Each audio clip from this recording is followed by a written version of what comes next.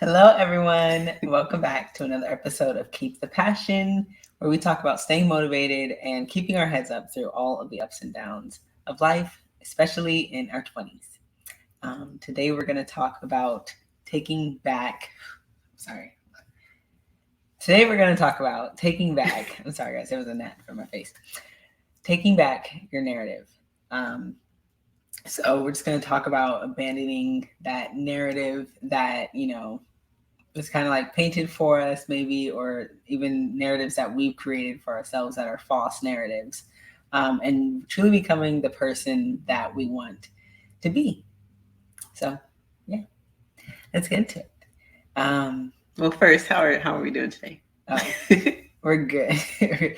So me and Kobe got up early this morning, not that early actually, but we went to a free yoga here in Katy, and it was really nice. It was very challenging, Yeah. but it was rewarding. So yeah, we're doing good today. At least I am. Yeah, it was a good way to start the day. It was hard. Okay, I don't know if you guys, I'm sure some of you guys who listen to us Do yoga. or have tried it, and it was definitely challenging. I was like, this is not beginner, but I don't know if it's advanced, but it was hard. It was definitely hard. So, but it was a great way to start the day. It really was. Yeah, it was great. So to start, um, well, I already explained what it means to like have a false narrative, I guess. So why is it easy to kind of I guess have false narratives in your life? Why is it easy? Yeah, like I feel like we kind of fall victim to like having like this narrative that we kind of have about ourselves. Well, I think for one, we're always kind of defining ourselves by like outward things. Mm-hmm. So meaning that like we're always taking into account like other people's opinion of us, or asking somebody's advice about how to handle a situation, or Mm-hmm. you know what I mean. So you're always asking someone on the outside of yourself, Yeah, you know that's true. what you should do or what their thoughts are about something that you've done, or yeah. So with that just ends up like creating these kind of ideas about who you are that aren't actually your own. Mm-hmm. you know Yeah, I would agree with that. I definitely agree with that. I have because it's like, I mean, we talked about it. Okay, well, I think we're okay. We talked about it before.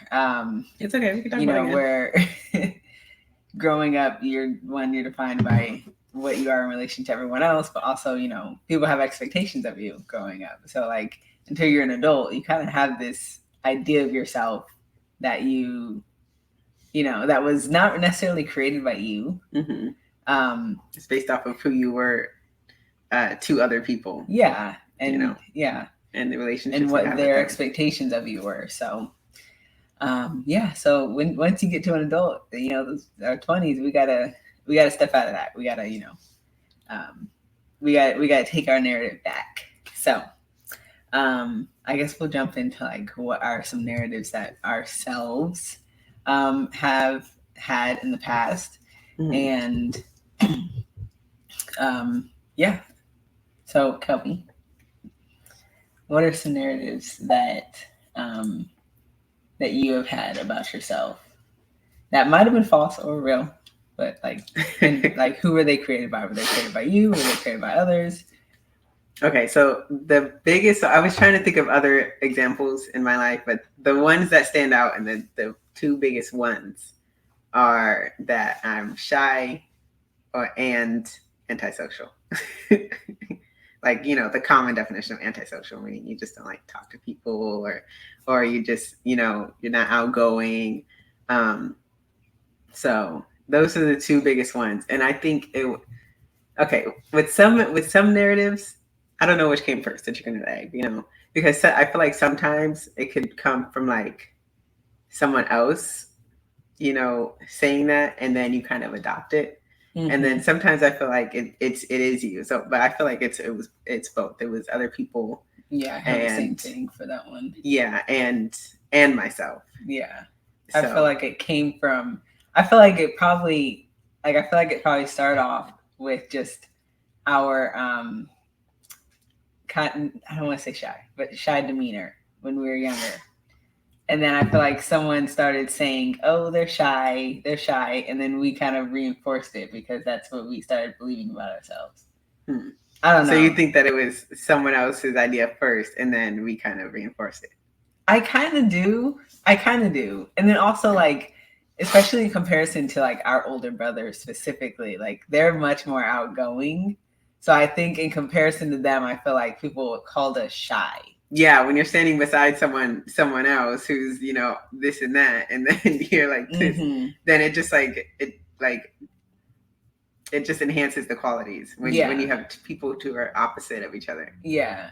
Now I wouldn't say shy, I say introverted. I'm not shy. Okay. Yeah. Well. But yeah, and that our whole family is like that. Like we were always like the more quiet ones, and in the family gatherings. You know what I mean? Like everyone else is dancing. It's loud and or singing or whatever. And I know I've always been like the one kind of on the sidelines, like just watching. Yeah. So, do you have any other ones? I really couldn't think of any other ones. Okay. Maybe I wasn't trying to, I wasn't thinking hard enough, but like I'm like, I know there's probably something, but like those are the ones that really I feel like stand out and have like impacted me in my life. Okay. And the way I interact with others. Yeah, like, for sure. No, but definitely. Did you have any other ones or no? I have some other ones. I have I mean, just like in regards to that one, of course I have the same thing. In regards to that one, just like as an adult falling into that and being like, oh, this is just how I am, like exactly, kind of like, and I get around people and they're like, oh, why isn't she like this? And I'm like, this is just how I am. Like I have to warm up to you, like, what? And so specifically, I feel like more recently for me, that exact thing that we were just saying, this is just how I am, I'm shy, whatever, has played into my adult relationships. I feel like, especially like specifically with like my husband's family, I feel like I feel like it has played into that because I spent the whole like year and some, I feel like saying, oh, this is just how I am. I take time. But it's like it's been a whole year and stuff. And it's also like, is it that or you just don't want to open up? That's the thing. So I feel like it all ends up playing into like, because if it's been a year, you know what I mean? It's that I didn't want to open up. I think that's what, at the end of the day, that's what it was. It's like, I had this narrative that I would tell myself, I just don't have anything in common with them. And so that in and of itself is a narrative. And then of course my shyness, I use that as an excuse, as a reason to keep just being, how I am or how I can be sometimes. And that narrative was made up by me for sure. I think I don't know what it is. I think I don't know. I've been thinking lately and trying to like analyze like why I don't let people in. Like I try to figure. I've been doing the same thing. Yeah, like I'm like, is it that? Because okay, with some people I know that it's because I don't think I like temporary people. Like, you know what I'm saying? Like if I feel like someone's going to be temporary in my life, I don't necessarily want to put the energy into them. But I don't know what it is when it comes to situations like that where they're obviously not temporary people. I have no idea. Like I'm trying to analyze and figure out what that blockage is, where I just am like making excuses and not wanting to open up to people. This is why I want to go to therapy. Because I listened to the most recent episode of the Redefining Wealth podcast. I don't know if you listened to it yet. I haven't listened to the whole thing yet. It wasn't like my favorite episode, but there were some things that made me think. And one of the things that he was saying was how he grew up in like a traumatic household when he was young. Yeah. And it made him just kind of very like introverted and just kind of like stay to himself. And he mentioned this correlation between that and like how he just kind of has issues like, making small talk and just conversing with people just. Yeah. So yeah, that's why I want to like. I want to dive deep into it. Like I need some help figuring out why I do that. It's like you don't have to block yourself off, So Yeah, those are two narratives I tell myself. I mean, I feel like we all have a bunch of running narratives all the time, but those are two that I could think of. And then I remember our friends would be like, "You're not shy." I know they would like they would say if you that. know us already, if you've already broken through that barrier, then it's just like you're not shy. What are you talking about? I don't know what you mean. Yeah. So. Yeah. But any more that you have? Well, that's it. I don't think not that I can think of right now. Yeah. It's like I have the main ones, and I can't think of it either. But like, it's like what you just said. Like you end up making up more narratives in your head, like that. It's like okay, well, I have an example, but it's of course relating to the main ones that I just said. But then you end up like making up more excuses. They just stack on top of each other, which is like I've even thought like, well, I think you said it. I just reserve my energy for certain people. Yeah. That's a silly thing to like make up in your head. Like, no, that's not it. It kind of it is, but in terms of like talking to like, I think it depends on what we're talking about. I guess, but in terms of like being shy and just kind of like introverted and not like wanting to, open up to people who you should. It's kind of like obviously if somebody's toxic as heck and you're not gonna entertain that, but just normal like conversation is like it's a ridiculous narrative to make up in your head. So yeah, I'm trying to think if there's any more. Let me see, what other narratives have I told myself? And it's confirmation bias too, like any little thing, like we're always trying to confirm our idea that we have in our head about ourselves. You have this idea, so then you're trying to like find reasons to just confirm it, so that you feel good about it and you feel fine with it. You don't have to kind of look at it in a different way, Yeah, that is true. I'm trying to think of this. I don't think I have any other ones I could think of. Yeah, because I don't have any that have like really. I'm trying to think. Here it is about me. Oh, I know some. What? I've always been the mean twin. Oh. Yeah. Yeah. This is Kelby speaking. I've always been the mean twin. That's definitely, and that was not by me. That was definitely a narrative that was by everyone pushed else on me by mainly my brothers. Yeah. Always saying that I'm the mean twin, too. And daddy too. Which I don't know how that even came about. Like, how is it? I know, like, when did they start saying that? I don't even know when they started saying that. So that's definitely one, and that one I've definitely never like, subscribed to. Yeah. At least I don't think I have. Yeah, that's definitely one. Yeah. A very annoying one too. It's like, what are you talking about? Like, I don't know. Oh goodness. Yeah. That's one of the annoying things about like, if you're a twin, you probably know that people try to contrast you and compare you. Yeah. So one is this and one is that. One is smart and one is One is I don't know dumb, or one is a party and one is like, they're always trying to like put some characteristics on which twin is this and that. You know what I mean? So yeah, I don't know if that came from that, the need to like do that, but yeah. I don't know. Yeah. I mean, I can see how someone would say I'm, mean, but I'm not. Yeah, no, I don't think. Yeah, I think I've for the most part have always been like, Kelly's not mean. Like, she's just, I don't know. She's just so whatever. I don't know what words I use, but that's not a way. No, but like I don't know what words I would describe you as. So like I wouldn't like tell people, oh yeah, Kelly, yeah, she is the mean one. I don't think I've ever. I don't think I've ever actually told someone, yeah, she is the mean one. But yeah, those are our narratives. Some of them, and we all tell ourselves narratives every day about who we are. And some of them are true. Some of them are positive ones that are, that actually do align with us. But a lot of them are probably false, Yeah. especially at this age. So, Especially when you're young and you're just trying to like you're literally figuring out who you are outside of everyone else. Yeah, but let's see. So how do you realize false narratives? And I interpreted this question in two ways. Okay. When I saw it, the first way I interpreted it was like, how do you realize it? Like, how do you make it like a real thing? And I just feel like by like playing into it, like because like how we just said with being shy, you know, we have kind of played into it or used that as an excuse or something, and you try to confirm it. Exactly. So you end up taking actions that confirm that narrative and kind of just keep reinforcing it.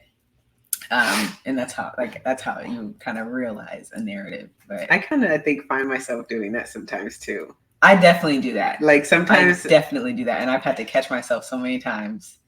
I'm curious now to hear how you definitely do that. Just like you said it, like you really had something to say. I feel like situations. Can be specific. I'm being specific. I feel like situations that have arisen being married. I feel like there's narratives like in it when you're in a relationship or especially when you have to deal with the family. I feel like there's narratives. So like I know for me, I didn't even think about that dynamic of narratives of like just the role you're playing as wife, as a daughter, as this, and how you're supposed to be.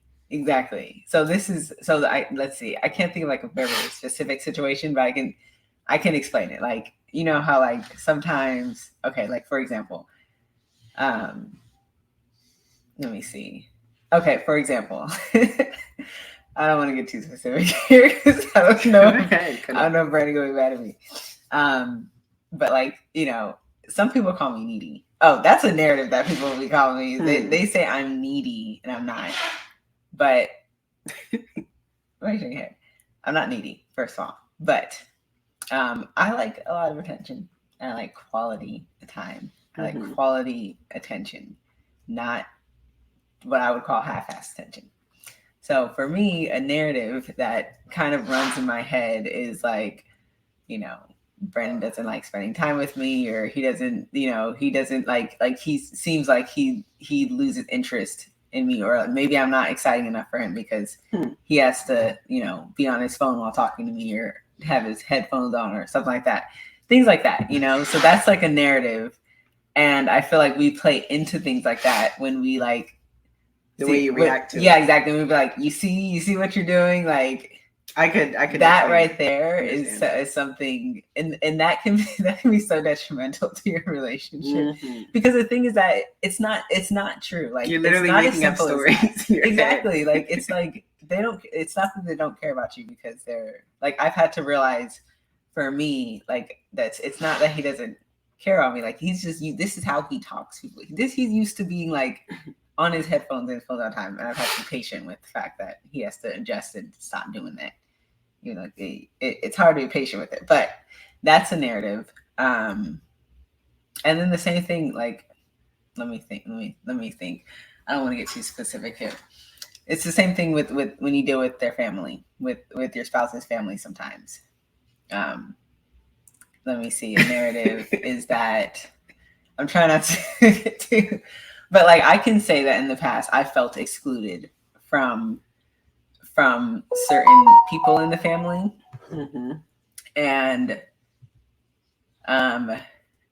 like I would say that I kind of played into that narrative, but there are some things that it's like, well, this right here, but at the same time, it's like, okay, I also have to feel like I also have to realize like what I could be doing, you know, because I think I've always expected people to meet me where I'm at and not where they're at, and not me meeting people where they're at. So like I just feel like it's kind of all, I don't know, like there's just narratives that you just reinforce that are just completely untrue, or somewhat untrue. I mean, some of them are kind of true, but like, yeah, you know what I'm saying? It's like there's narratives even in relationships that you're telling yourself. Yeah, it might not even have to do with you exactly. Yeah, how someone else feels about you, or you know, and yeah. Yeah. Does that make sense? Yeah, no, I think I felt the same way, like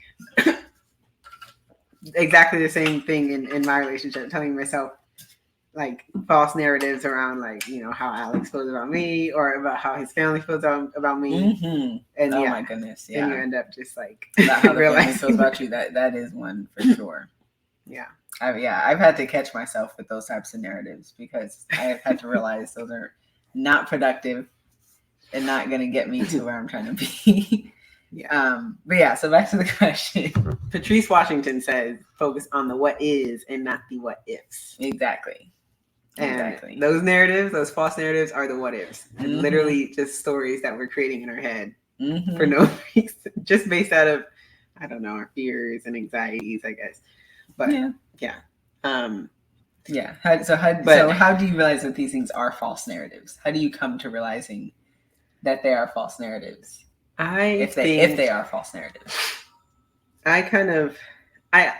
For me, I don't have any like specific actions to take about that. I just I think it comes with getting older and realizing who you are and realizing like when something happens or you do something that is kind of against that narrative, then you're like, oh, maybe this isn't true. You know what I mean? So yeah, that's what I feel like it was for me, like being you know, called shy.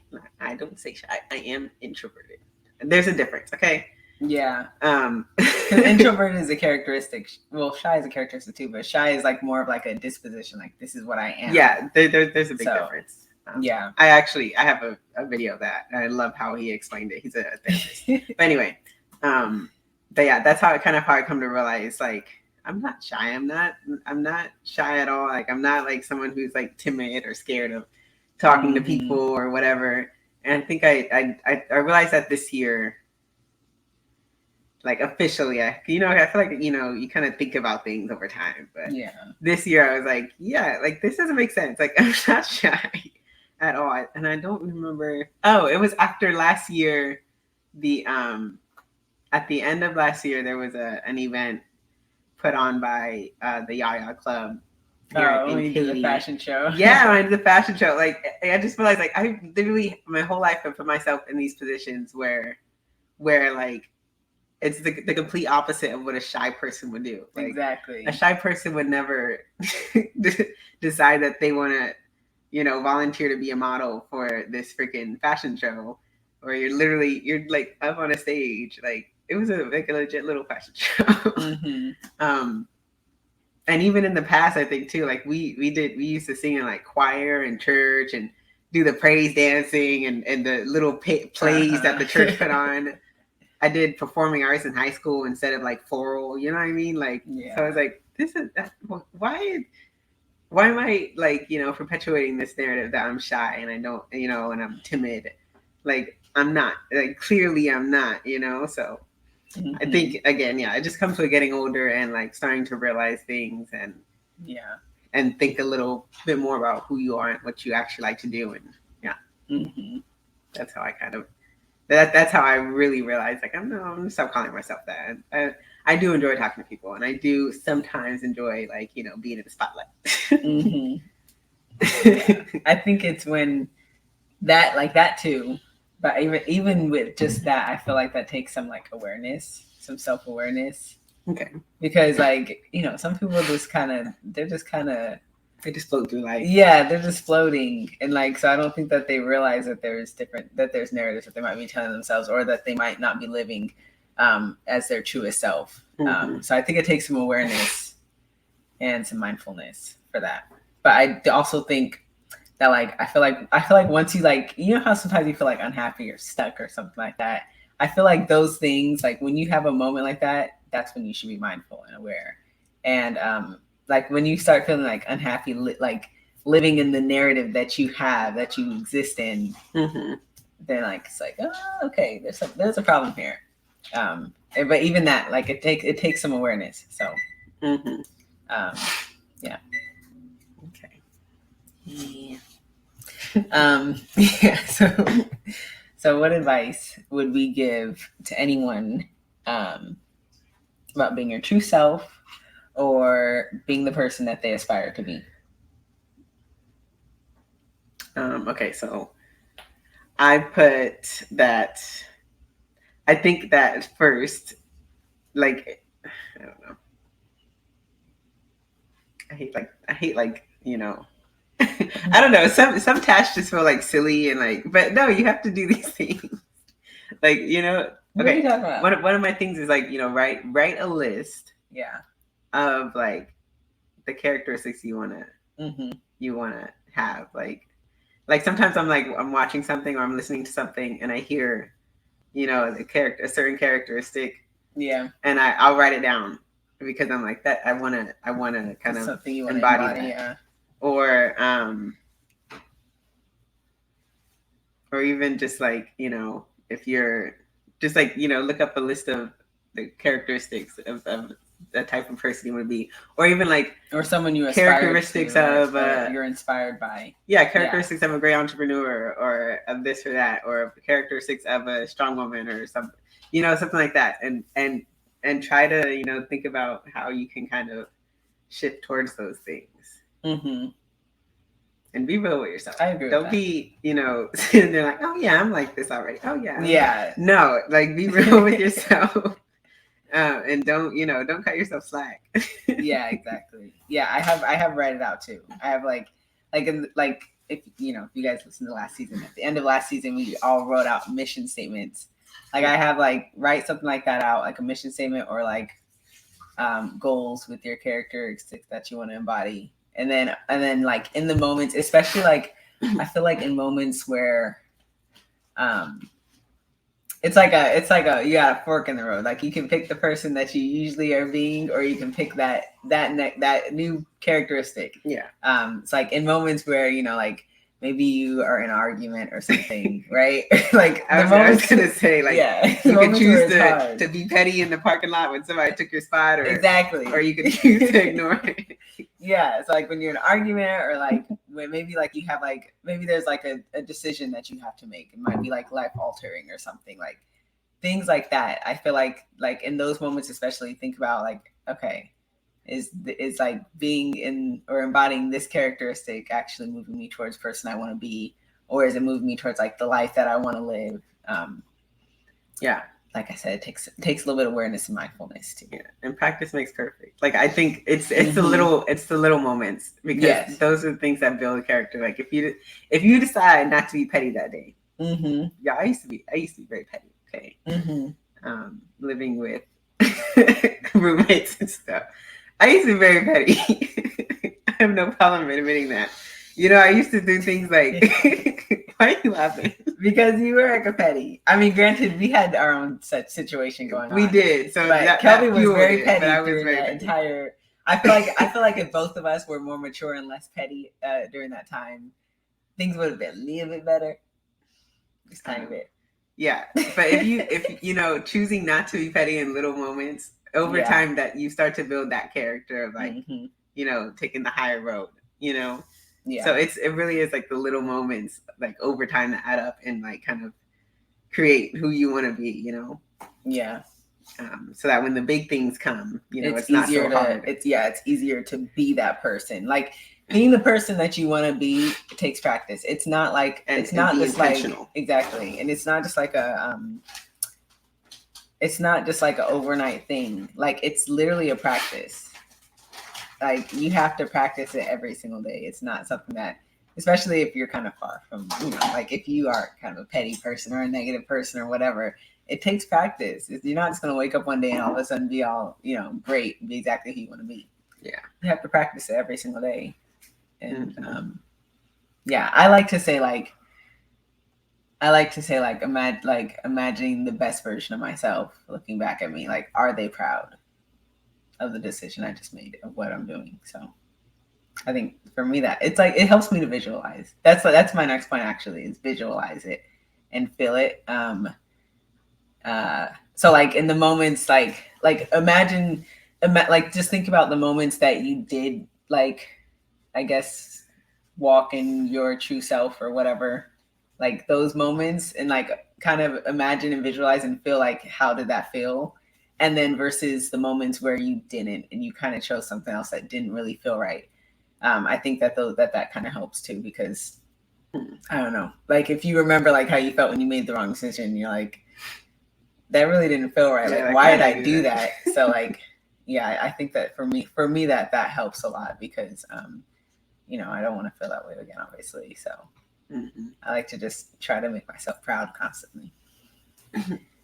Well, my second one was, I think we kind of already touched on it when talking, but yeah, if there's a reoccurring thing, then address it. Like, be mindful. Like, if something is happening over and over, or you feel a certain way over and over in different situations, then there's something there. Be mindful and dig into it and look into it.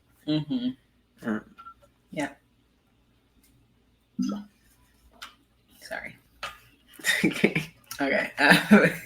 Yeah, like specifically with my narratives that I said, like if you're noticing that over and over, you're not taking advantage of the people you're in the room with, not taking that came out wrong. Taking advantage of the opportunities, to be in a room with exactly people, to speak to someone. Like if there's someone in that room that you want to speak to because I don't know, they're affiliated with this or that, and it could help you or your business or whatever, and maybe you find yourself a few different times you really take advantage of the opportunity, then there's a problem. You need to address it. You need to be like, why didn't I? What's wrong? Why didn't I do that? Why did I feel like I couldn't? Yeah. So that's something that I see, and that's a situation where I think to myself, how did I feel last time? I feel like I missed out on something. Like when I'm at a networking event or something like that, and I'm like, there's someone I once talked to that I didn't, because I allowed my shyness, quote unquote shyness, to get in the way. I think about that last time. I'm like, don't do that this time. Don't do that this time. Just go and start. Just say hi. Like it all starts with a hi. It's one word. And it doesn't always come out right, No, it doesn't. It doesn't always sound, And sometimes I don't hear you the first time, and you gotta say it again. And that sucks, but it is what it is. Oh goodness.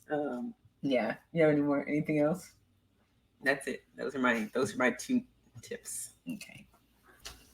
Well, thank you guys so much for listening to today's episode of Keep the Passion. If you guys enjoyed this episode, or if you know someone that might benefit from this, then go on and send it to them. And also give us a thumbs up on YouTube and give us a star rating on Apple Podcasts and Spotify. It really helps us out, and it allows a lot of other people to be able to find our podcast. So make sure you guys stay prosperous, stay purposeful, and most importantly, stay passionate. We will see you guys next week.